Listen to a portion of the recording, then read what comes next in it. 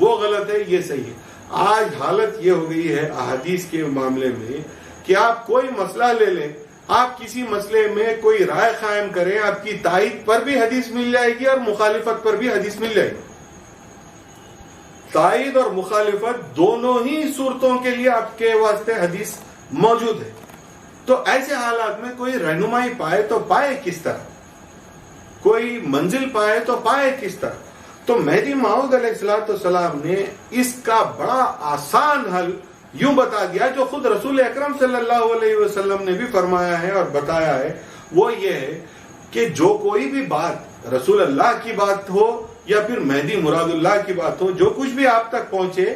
مہدی موعود نے فرمایا اس کو قرآن پر پیش کرو، رسول اللہ نے فرمایا اس کو قرآن پر پیش کرو۔ یہ اس فارمولے کی طرح ہے جس میں اے اور بی دونوں کی ویلیوز ڈیفائن کر سکتے ہیں۔ اب جب آپ کے پاس قرآن محفوظ ہے، اللہ تبارک و تعالیٰ نے اس کو محفوظ کر دیا آپ کے لیے اور ایک کتابی شکل میں آپ کے پاس موجود ہے، تو قرآن کا نقصان ہونے کا تو کوئی اندیشہ موجود نہیں ہے۔ اب رہا سوال سنت رسول اللہ کا،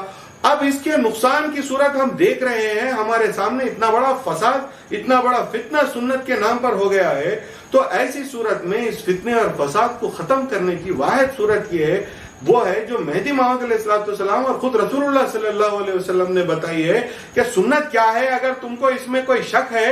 کسی حدیث کے معاملے میں تم کو کوئی شک پیدا ہو جائے، کسی کی حدیث کے راوی کے تعلق سے، اس کے ثقہ ہونے کے تعلق سے، اس کے مضمون کے تعلق سے، اس کی صحیح ہونے کے تعلق سے اگر آپ کو شبہ پیدا ہو جائے یا آپ کو غیر یقینی ہو جائے وہ بات، بڑا آسان کام ہے، آپ حدیث کو قرآن پر پیش کرو۔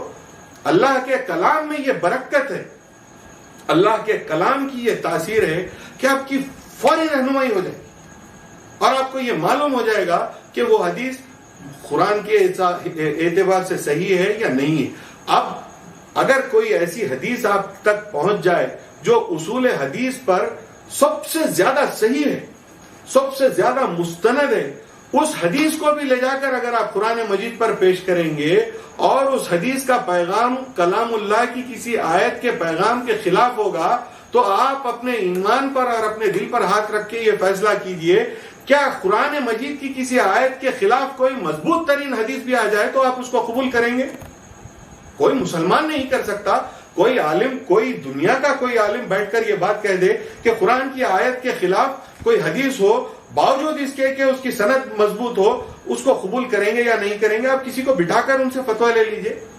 کوئی مکتب فکر دنیا کا یہ فتویٰ نہیں دے سکتا کہ ایسی کوئی حدیث جو قرآن مجید کی آیت کے خلاف ہے اس کو قبول کیا جا سکتا ہے۔ اس کو تو رد کرنا پڑے گا، باوجود اس کے کہ اس کی سند صحیح ہے، اس کا راوی ثقہ ہے۔ یہ ساری باتوں کے باوجود آپ کو کرنا یہ پڑے گا کہ قرآن کی آیت مقدم ہے، قرآن کی آیت قائم رہے گی اور یہ حدیث رد ہو جائے گی، منسوخ ہو جائے گی، خارج ہو جائے گی۔ تو یہ طریقہ ہے دین کو سمجھنے کا اور سمجھانے کا۔